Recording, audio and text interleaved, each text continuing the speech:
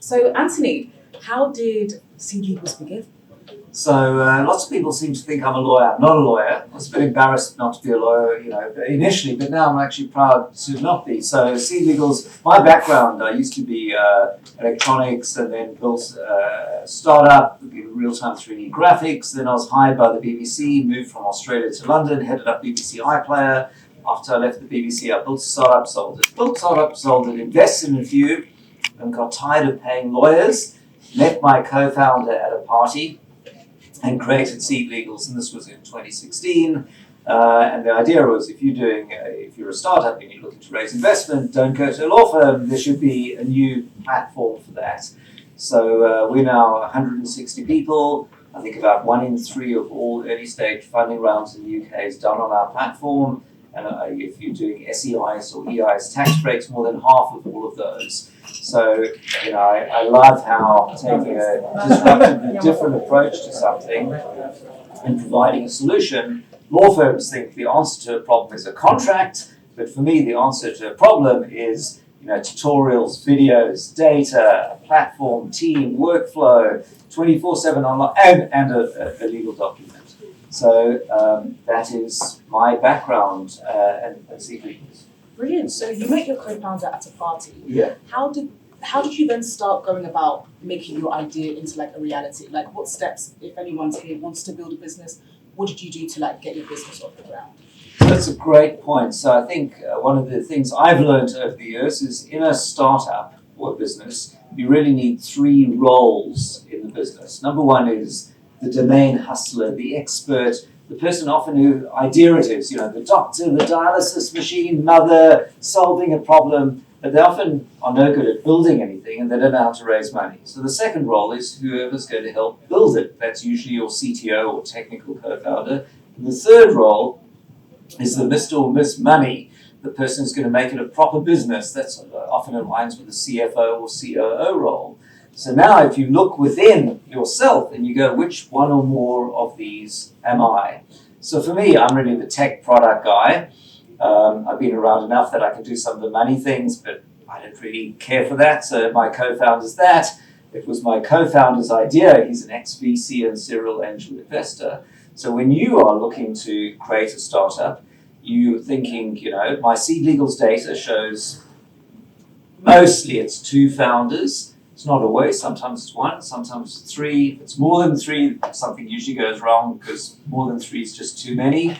But if you think about yourself and what your skills are and how that maps to these roles, and then look to complement yourself with somebody else. So you might be, the doctor, but now find somebody who'll help you build it. Without a technical co-founder, things are much tougher. I don't know if I've answered quite the question. Yeah, you did. And I was wondering, how did you then go about raising funding for your own business? When did you realize you were ready? Great point. Well, one of these, everyone knows that fundraising is difficult, and I've got a secret. Get your co-founder to do it. And in our case, obviously, I've been around for a little while, so it was I had a good contact list, and my co-founder's an ex-VC and serial angel investor. So for us, the fundraising was not that difficult, but for most founders, it is very difficult. So, when you start a company, you've got a few key things. Number 1, can you build a team? Can you build the technology? Can you find investors? And of course, can you find customers? You often leave the customers to last, but the customer's the most important. So, one of the key challenges the founders run into is, they know they need to find investment, but you don't know any investors. So you do some Googling, and of course, angel investors, people who invest individually, don't have websites. So you start finding Index Ventures and Seed Camp and all the funds, but they get tons of incomings, and they typically only invest once you've got revenue and you've built a product. I can see nodding. And so you have the standard problem, which is, if you manage to get a meeting with the fund, it's always, love what you're doing, come back later. And so come in. And so you're talking to a fund and they go, this looks great. What's your MRR, your monthly recurring revenue? You go, I don't have any revenue. They go, okay, how many users do you have? And you go, I don't have So have you built it? No, I'm still working on it. They go, love what you're doing, come back later. And the problem is funds have got investment committees. People put money into a fund. They call LPs, limited partners. Those are investors in the fund. And the fund makes investments, but they have to make it on behalf of others. So they have due diligence, and they don't know. Nobody knows whether your idea is going to work or not. So the easiest way is you just wait and see if it works. But that's not helpful for you because you go, I need some money now. Waiting until it works, if you tell me when I've got revenue, come back later, that's not helping. So your answer is usually to find angel investors initially. So who here is familiar with SEIS? A few people. So SEIS is your friend. So in the UK, there's a fantastic tax scheme run by the government, the Seed Enterprise Investment Scheme. It means if a UK taxpayer is investing personally, they can deduct 50% of the investment amount from their income tax for this tax year or the last tax year. And if they keep their shares for 3 years and sell them after that, they pay no capital gains tax. And if your company goes bankrupt, they can write off their investment, the loss from their tax as well. So the vast majority of early stage fundraising in the UK, hi, come in, is from angel investors. And so your first few rounds raising £100,000, £300,000, statistically 80% is going to be from angel investors. And there the formula is, and I've spoken to a few people earlier, I think that initially you want to make as much noise as possible about your fundraising, because the reality is, if you're an investor, imagine everyone's an investor, right? So you meet someone at today's event and they go, I'm working on X, and they're very passionate about it, but you have no idea if it's going to work or not. So if it sounds kind of interesting, you're probably going to do some Googling. And if you find nothing about the person, it's not a good sign. But if you start seeing they've got a nice website, they've got articles, even if they don't have anyone using it, so you want to make it look bigger than it really is at the beginning. And you can do that by writing articles, certainly make a website, make your website look like it would be if you had people using it. So, and then to wrap up this one, I would start by going, post on LinkedIn, Insta, wherever your group following is, working on X, solving this problem. So the problem you're solving, something is broken, we're fixing that. A lifestyle image as best you can for your product, raising X amount, SEIS, EIS, the magic words, contact me for more. And then you may have, in the best case, you'll have people saying, oh, tell me more. But you may have people telling you about competitors. You may have people asking to partner. You may have people telling you, dude, I have no idea what you're doing. So it's really good feedback. So don't be afraid to post socially about what you're doing. And then to wrap up, I think that once upon a time, the idea was you build it and people will come. Come probably like this building. They put the CapEx in, build it. And then you know now that it's all about minimum viable product, lean startup. So you're going to make a prototype or a mock-up to test it. But I like to go even further back, which is write the press release, put out the press release, and if people love it, then go build it. So obviously you can't say we've launched it because then people go, where is it? But you could do that LinkedIn post and you can test different taglines or propositions. And if no one understands what it is, you probably shouldn't spend time building it until you've refined that. So it's a good idea to try and test those taglines and see if there's a story and then go build it. Yeah, I was wondering what different funds are there for different types of businesses. I don't know what type of businesses we have in this room. Is there any SaaS or EdTech? Anyone feel free to shout out? EdTech. Anyone doing an EdTech business? A couple of EdTechs? Okay. FinTech. FinTech, nice. Any e-commerce? Nice. And any agencies? What kind of? any. So what kind of funds should these businesses be pursuing? Okay, so great point. So firstly, different funds specialize in different things. They'll often say they're quite broad, but before you spend time targeting a fund, have a look on their website and see, the sectors. Unfortunately, the most common one is B2B SaaS. because that's the safest one. You've got recurring billing. Investors always love recurring billing. People are subscribing to something. And if you are a B2B fintech SaaS software as a service business, you're much easier to get investment than somebody doing hardware or other things or medtech, where it tends to be more specialized. But that doesn't help you because you've got some other thing you're making, sourdough pizza, and you want to do it. So the first thing is, should you, as I've said, go to a VC in the first place? Because this VC stories, usually come back later. Now, there's nothing wrong with trying it. You may find there are early stage SEIS funds, and if you're raising £1 million, that's a lot of angel investors at 10 or 20,000 pounds each. You're probably wanting an anchor tenant of a VC. But so certainly give it a go with VCs. But I think in the earlier stages, it's generally angel investors. And what's actually quite interesting is you probably are thinking funding round. Everyone knows funding round, but actually the world has changed, and funding rounds are almost the exception rather than the rule. So let me explain. So funding round, it's a bit like organizing a holiday bus trip.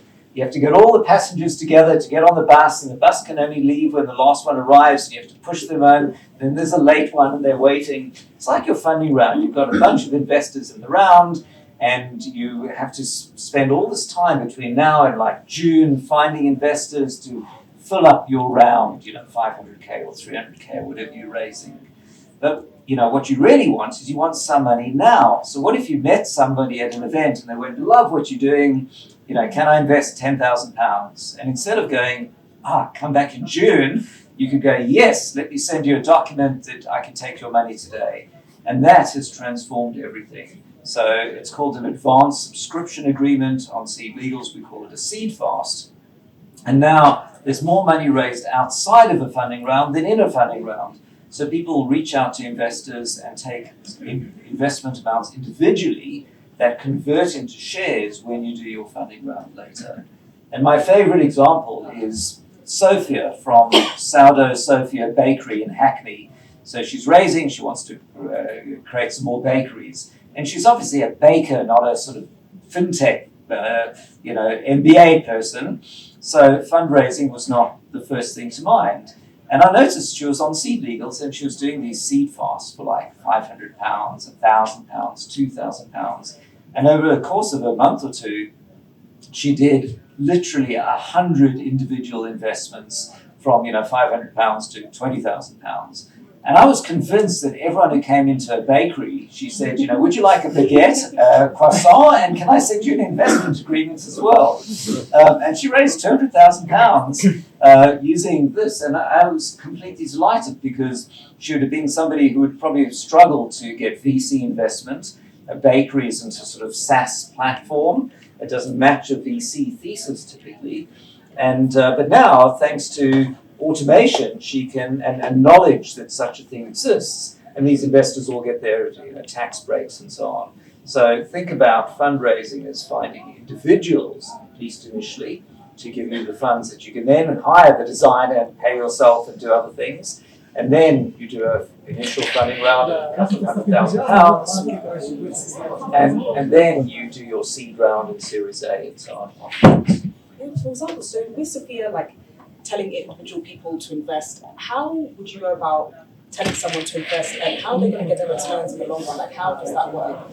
Well, I think the first thing is to get outside your comfort zone, because you sometimes, you start, like me as well, being rather embarrassed to ask people for investment. But the idea is you want to be, you don't know if your thing will work, so you want to find the right level of enthusiasm. And if you ever watched Americans pitching, stop a bit before that, because they're so full of BS. That, but the English, on the other hand, are so modest. Well, I'm working on nuclear fusion. So you want to find the right level of enthusiasm for what you're doing, and then be quite shameless about pitching it. And so you be careful about promise. You can't promise a return on investment because you don't know it's going to work. So the rules of the game are If people invest for equity as opposed to lending you money. Don't borrow money at an early stage unless you've got revenue to repay it, or you're going to go bankrupt, and no sane person would lend you money. People are getting a slice of your business, and your goal is to get a 10x or whatever return on a sale of your company later, or maybe the investor can sell their shares in a funding round later, but usually your company's going to be acquired or later on. So you're going to explain that your goal maybe is, in 5 years you might sell the business for, X million and they'll get a 10x return. You can't promise anything. Your goal is to grow it into something. I wouldn't talk about an exit plan far too early because it's a bit strange. I'm going to exit, you haven't even built it. But you'd explain how equity investment works. Nice. And be a bit, shameless about promoting it. Don't talk about a financial promotion. Don't go promising a 10x return, invest right here, because that's really spammy. But it's bring people on the journey of solving the problem you're solving, and they're going to work out that it's going to be hopefully significant as you are going to work to ensure it is. Yeah. How can a startup founder really know what people really think about their businesses? Because, I assume if you tell your friends, they're going to be like, yeah, it looks, sounds good. This is a great point. Who here knows the mom test? A couple of people. All right. So one of the things is, I said earlier, put out the press release, but everyone knows you have to do user testing or testing before you build it. Otherwise, you just have an idea and you spend all this time and money building it, and then nobody wants it. So you really want to validate it first. And the problem is you ask your friends, hey, I'm doing this amazing bicycle lock with GPS and blockchain. Wouldn't it be awesome? And your friends are going to go, oh, sure, because you've put it in such a way you can't say no, and they don't want to embarrass you. And so you then go and build it, and it turns out no one actually wants it. So there's a book called The Mom Test, like £12 on Amazon, and it's called The Mom Test because you've asked your mother, and your mother goes, I have no idea what he's talking about, but he's such a clever boy, of course it's a good idea. So you ask the wrong people and you get the wrong answer. So the mom test is you go and explain what it is. Then you don't ask, is it a good idea? You say, have you ever searched for such a thing? How much would you pay for it? Are you using one of these already? And if the person's never searched for it before, either it's revolutionary, but that's very unlikely. It more likely is there's not really a real demand. But if people say, actually, I bought 3 and they all broke and this one's very expensive, then you've got a technical possibility. So really it's about testing it. And the testing it is, I like to think, fake it till you make it. So make the website as if the thing exists and see if people click. So imagine, you go to booking.com. It doesn't say we use advanced AI to match you with the destination. It just goes, where do you want to go today?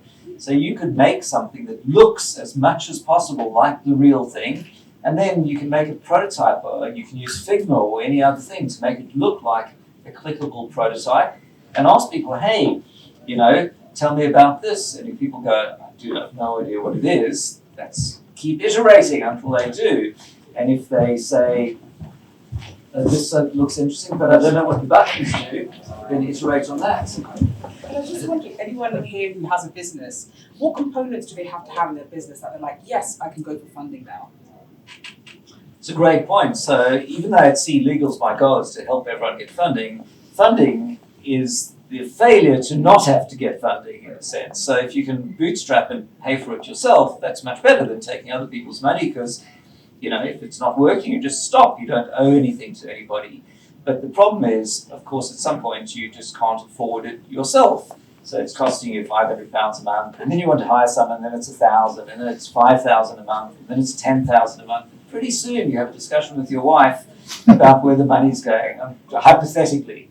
And then you need to get investment. So the time to get investment is, I think, when 2 conditions are satisfied. One, you've built enough that there's something tangible that would excite an investor, because nobody invests just on a PowerPoint. They want to see there's a prototype or something built, something validated. So thing one, there's enough there that's tangible. And number 2, the rate at which you can fund it yourself is limiting growth. So you might have actually built something, we've got an AI thing that does this, cost me almost nothing to build, but I now need to get a salesperson and a marketing person and a developer, and I just can't afford it. Well, that's the time to use other people's money to now grow the business. And now I wanted to go into like fundraising as an international. Is there any like differences that people might need to consider? Any advice you would have on that? Yeah, so great point. Mostly investors mostly invest in companies in the same country as them. Why? Because they understand the market, they understand the legals, they've probably met you there, they know and can promote it and so on. But if you are investing if you're a UK investor, you're unlikely to invest in a company in Kazakhstan because you have no idea what the Kazakh law is or what the contract's going to say. So, most companies, here would be incorporating in the UK, but your investors, 80% of the time would probably be the UK. 20% of the time I see are foreign investors, often US ones, valuations are higher, there's lots of money, but it could be, wherever you come from, whatever your market is. So you can raise from investors anywhere. The good news is if you've got a UK company, it's always English law documents, and it's the same document, investment agreement, no matter where the investor is. So it's super easy. The only thing to know really is that there are different investor expectations in other countries. So in the UK, angel investors, your early fishing grounds, are mostly going to get their SEI's tax breaks. And for that, it means they get ordinary shares. This is good for you. The investor isn't getting a preference. It means when you sell your company, everyone gets back their percentage of their shareholding. So if you sell your company for £10 million and you've got 60% of the shares, you get 60%, the investor gets 5%. But in other countries, without these tax breaks, investors often expect preference shares, which means they get their investment money back first, and then it might divvy up the rest of it afterwards. Or they might expect to get board seats or other things. So you may find if you've got investors in other countries, they may come up with requirements that are a little bit less founder-friendly than UK investors, just driven by the tax incentives here that require the investors to get ordinary shares. So if you do come up with a foreign investor that's asking something strange, if you're on SeedLegals, you can hit the web chat and talk to us. I think in the UK, at least anyone who's done investment frequently knows the rules of the game, so to speak, which is, I hope that your company will give me a 10x return on investment. It might go to nothing. But investors sometimes in other countries think of it more like a loan. Oh, so you're going to give me my money back again after 2 years? Like, no, I can't do that. Because if I give your money back, no one else will ever invest in me. Why would the next investor give me money to give back to you instead of grow the business? So never promise to give people money back again. Yeah. So are you aware of any similar tax incentives in other countries? So I don't know, in the US for example, or that only work if you live in the country? The UK one is the best anywhere. There's one in Ireland, which is so bad it's unusable. There's one in America called QSBS, which is sort of half as good. It's not hugely popular. But the UK one, and there's one in Australia, which is not very much used, but the UK one is, they've got product market fit on it. It's insanely popular, and other countries have some things, but they haven't got the formula right, and it hasn't really taken off. Okay. What about Netherlands? Because I keep seeing next best investment country, blah blah blah. Come and do your startups in the Netherlands. So Dutch companies. There's quite a startup scene there. I don't know. I'm not here to push a particular country. But since we're sitting in London, and the nice thing in London with the UK is everything's very corporate friendly. You can incorporate your company on Companies House literally in 30 minutes they put up the prices now, £50. And for entrepreneurs, if you sell your shares, the first £1 million, you pay only 10% capital gains tax. Investors get their tax breaks, companies get their R&D money, a third of your spend back again. So there are quite a few incentives that make everything, and then everything's English law, which is super easy as well. So the UK is really startup friendly. And No, I think we'll take one more question. Unfortunately, we're running out of time. okay. Yeah. Can I ask a question about And then a quick one here, and then at the back. Okay, go for it.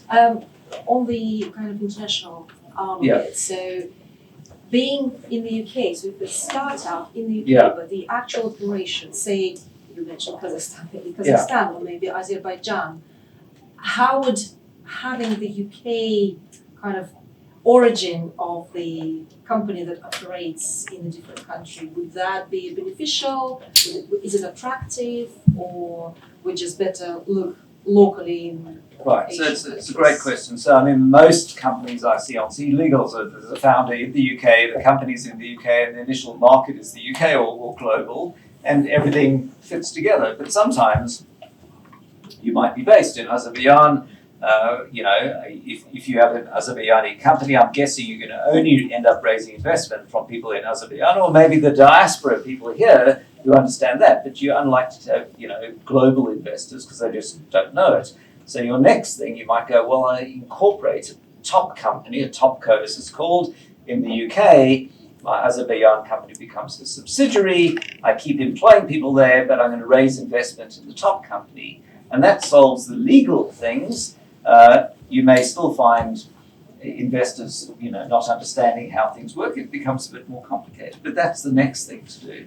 And then, of course, you might say, well, I have my management in the UK and I employ people elsewhere. So all of these things are possible. I think generally, you're going to find it easier to find investors who understand you and your company, wherever it might be. So the investment is offered, but not always closer to home in a sense. I don't know if I quite answered. Oh, yes. All right. So, as we see, the initial stage, the best place is UK. But as the startup grows, where does the jurisdictions actually change? What's the tendency right now? So that is a great point. And I think, little fish, bigger fish. Well, the UK is a moderate-sized fish, but there is a big fish, which is America.